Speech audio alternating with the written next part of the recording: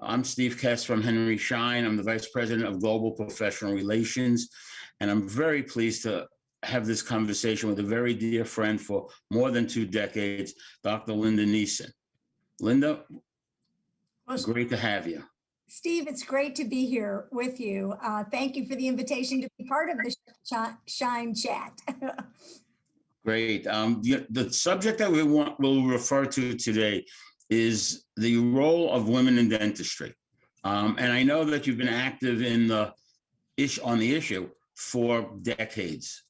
So why don't you give us a little background of the role that you've played as not a pioneer, but certainly as an advocate for the issue of having more women represented in leadership, in academia, et cetera. Well, Steve, when I started dental school, when I went through dental school, you could probably count the number of women dentists on one hand and the number of women dental students on one hand. So it was a small group and we knew each other quite well. Fortunately, at Harvard, my class had 8 out of 20 women. We were the largest number of women in the country. 40% of our class were women.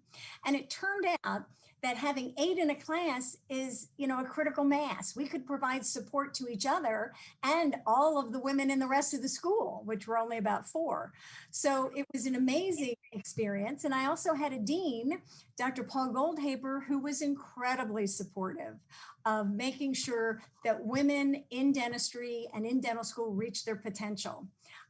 So that made a huge difference. One of the things, you don't realize at the time, but I was reading, freshman year, I was reading the Journal of the Massachusetts Dental Society, and somebody was railing about, government intervention in dentistry. And the editorial note was, let's hear it from the men who agree or disagree with Dr. Smith. And I said, well, gee whiz, they need to realize that there are women in this profession. And how easy would it have been to say, let's hear it from the men and women who agree with Dr. So-and-so. So I wrote a letter to the editor, and I was just going to send it myself. And I thought, I'll get all the women in my class to sign it as well. And then I went to the student affairs office and said, gee, can I get a piece of Harvard stationery? And she said, oh, could I have, do you want Harvard's Office of Student Affairs stationery, or do you want Office of the Dean stationery? And I said, oh, I'll take Office of the Dean stationery, thank you. So I typed it up, Office of the Dean stationery, thinking they'll definitely publish it. I didn't count on them to print the whole page. Needless to say, the dean gets a call. Paul, what's wrong with your girls? And he says, what do you mean? Well, there's a letter from your students, your female students saying, criticizing the Massachusetts Dental Society. Well, in a small school, they figure out very quickly who was behind it. I got called into the dean's office, and Dr. Goldhaber, to his credit, said, Linda, this is great. Just do me a favor. Next time you do it, give me a heads up. It's like, oh, okay. And the fact that I was in a school that supported women doing leadership roles and being supported for that really was a wonderful foundation for my career. And you haven't looked back. I haven't looked back. That's right. So he gave me permission and off I went. There you go. So with respect to that, when do you feel, given that you were in an exceptional school with 40% women, when did the dental education landscape get to the point where there were 40% of the classes on average across the country of women? How many years did it take to get to that threshold? Oh, it probably took another 30 years. I mean, now we're seeing 50% of the students enrolled be women. And we're now seeing about 35% of practicing dentists be women. So my sense is we may level off at 50 to 60% male to female ratio. And as the older dentists retire, which are primarily men, the number of practicing women dentists will continue to increase, and we'll probably get to a level 50-50 at some point in maybe the next 20 years.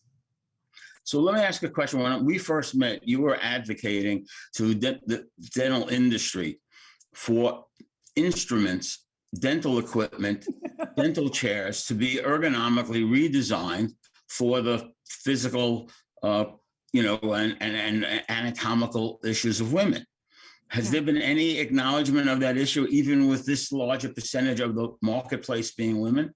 Has anyone accommodated that? I don't think so. I mean, I look now and say the biggest issue now is the electric handpiece. Electric handpiece is heavy for women. You know, it's a heavier handpiece. To the extent that they're making the electric handpiece a little lighter, I think that's helping. Dental industry, you know, Steve, as you know, we may have 50%, women. We may get to 50% women practicing dentists. Dental industry doesn't have 50% CEOs. Your vice presidents. I mean, dental industry is the last bastion of, the ability of women to break that glass ceiling. So, given that women are close to 50%, in some cases they're higher than that at dental schools, where do you think the membership will ultimately go in the next 5 to 10 years? Do you think that there could be a reversal of, let's say, 55-45 in favor of women? Could it be 60-40 in the future? Because it appears that the career of a dentist suits a woman's professional and personal career extraordinarily well. What are your thoughts on that? So I, all the stereotypes about women, we're good with our hands, we like details, we're caring and compassionate. They kind of all work in your favor as a dentist. Patients want somebody that's kind and caring and, good with their hands and attends to detail. The only stereotype that doesn't quite work in our favor is, are we strong enough to pull teeth? And as I always say, it's about leverage, not strength. If you're using strength, you're breaking roots. So, Right.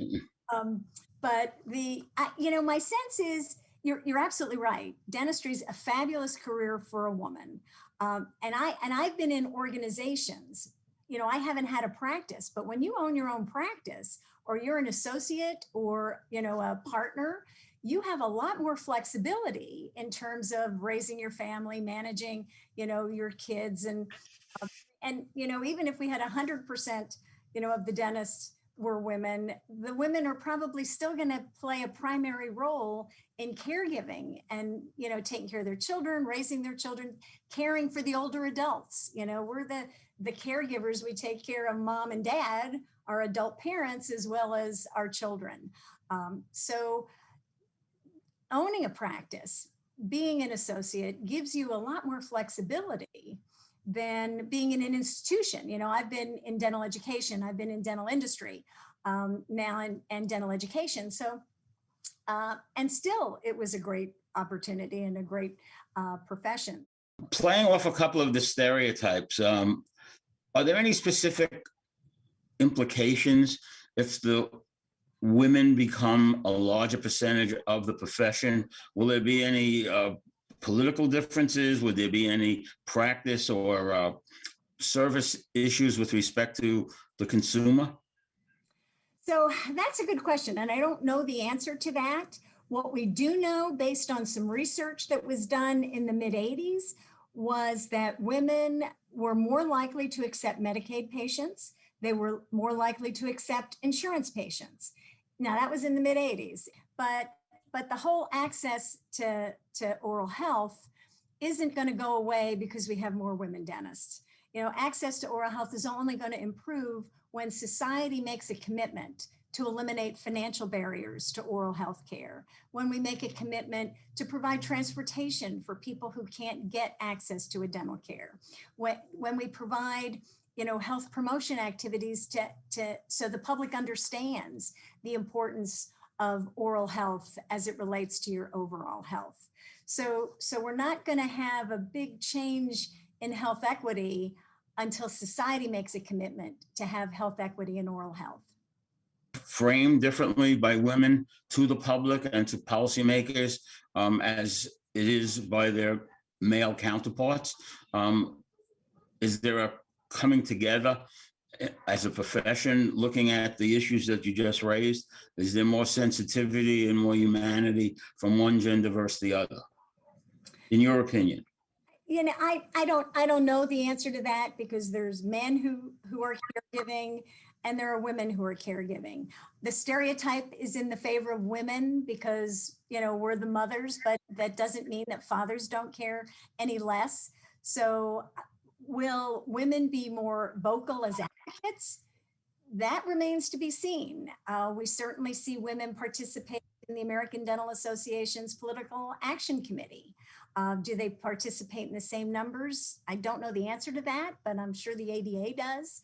I think, women want to be successful in the profession. They want to serve as leaders in the profession. They want to make a difference. All of the outcomes of success that men have, I think women have too. And I don't think we want to sell them short. And they want to make the same amount of money as the men. That's great. I was just going to ask you in a way a little deeper with respect to stereotyping. It says, or there's a feeling that women make better pediatric dentists or serving the geriatric population than their male counterparts.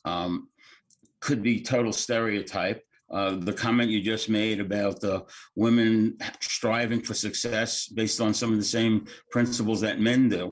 Do you see women populating the specialties of dentistry in any greater number in the future? And if so, would you comment on why do you think they haven't engaged in some of the specialties to the degree that they have in others? Well, I think as we see more women enter the profession with 50% in schools, I think we're clearly going to see more women apply to specialty education because women do well in school. We're good students. So the women are doing very well in dental school. Why are there 50% of pediatric dentists women and only 15% or less than 15% oral surgeons? I don't know the answer to that, but I'm telling you, I think it's going to change. I think there's a lot of room for oral surgery to grow. I don't think there's any reason that women don't have the skills to be competent, successful oral surgeons. So it may start with the mentoring in dental school. So I think it's the process of, women getting interested in various specialties and then having mentors in school who help them kind of say, here's what you need to do. And then the application process and the acceptance process. So I think it's going to change. There are some pretty high-powered women oral surgeons now that I think are going to help the next generation of young women who are interested in oral surgery. Fabulous. I know that women have risen to tremendous leadership at the county, the state, and the national level. There was a point where the majority of ADA presidents, a series where the ADA had women leadership for several years. They had senior professional management women for almost the last decade, maybe a little bit longer than the last decade. So for a profession that had a small percent for decades and decades, the rise and the influence and the leadership has really exploded. You see that continuing? I see that continuing. I think the real issue for the future isn't just, women in leadership roles and the increasing numbers of women, but we're really not doing well increasing the numbers of Black dentists and Hispanic dentists. I mean, the Black population is about 13% of the population. We have about 3.8% of dentists are Black. Our Hispanic population is maybe 12, 13%. We have about 5.8%. So the real future, we're doing really well with women. The real work needs to be done making sure we can recruit Black dentists and Hispanic dentists because they're not even close to the percentages in the population. And does that run through the entire dental team for hygienists and assistants as well? I haven't looked at data for hygienists and assistants. My understanding for hygienists is it's true for hygienists. There are very few Black hygienists, but I don't know what the percentages are. But I think the work needs to be done in both of those areas. Great point, especially in this era of health equity and post-COVID, preparation for the future, representation, social justice, all of those issues are front and center. Do you think from a public health point of view, there is a gender priority from both either a political and or a social perspective? Do women tend to be more community oriented or public health oriented, or is it again balanced fairly well? I don't know the answer to that. And my observation is that women are interested in the range of specialties. So I don't think that they're gravitating more toward public health than men. I don't know the data on that. Maybe public health is more welcoming to women. Like pediatrics is more welcoming to women, and maybe there's better mentorship during the educational process, that allows women to pursue interests in pediatrics or dental public health. So I know that you are the founding dean of University of Kansas City. I also know, because I was on your advisory board when you were the dean at Nova Southeastern. And there you had a chance to really innovate and mentor students to a level of engagement that was really spectacular.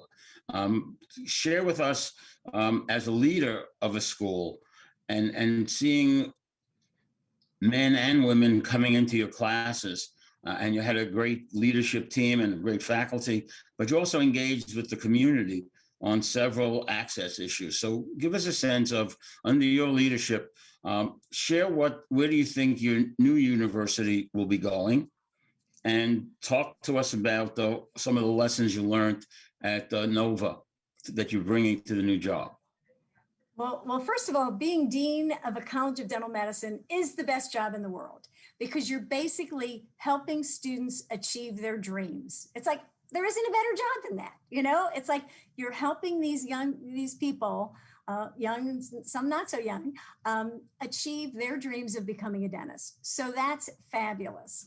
And they often, what happens with students is these students who've been successful in college, they're always in the top 5 to 10% of their class, which is why they get accepted to dental school. Well, now they're in dental school, and then they're in the bottom half of the class. So the students that sometimes have difficulty, don't have difficulty academically per se, it's emotionally that, like, I'm in the bottom half of the class. The sun isn't going to rise tomorrow. And it's like, no, you're fine. You're going to be awesome. They don't have a perspective on it. So that was, there's a lot of mothering that goes on in the deaning role, or fathering, as the case may be. Or parenting. Parenting, that's a good one. Okay. That's a better role. There's a lot of parenting that goes on. More parenting than I anticipated. I didn't realize as much parenting would go on as dean. And the role of the community is critically important. At Kansas City University, we are starting a new dental school in Joplin, Missouri, which is in the southwest corner of Missouri, bordering, Kansas, southeast Kansas, northwest Oklahoma, northeast Oklahoma, northwest Arkansas. So we're in this corner that's primarily rural. If you look in a 125-mile radius, every county is a dental health professional shortage area. And if you look at the data from the Health Policy Institute at the ADA, the dentist to population ratio in rural areas is 30 per 100,000 compared to 65 per 100,000 in the urban areas. It's less than 1/2. So this area is in need of dentistry and oral health. So we're working very closely with the community. In fact, the community of Joplin is helping us raise money for this dental school. That's great.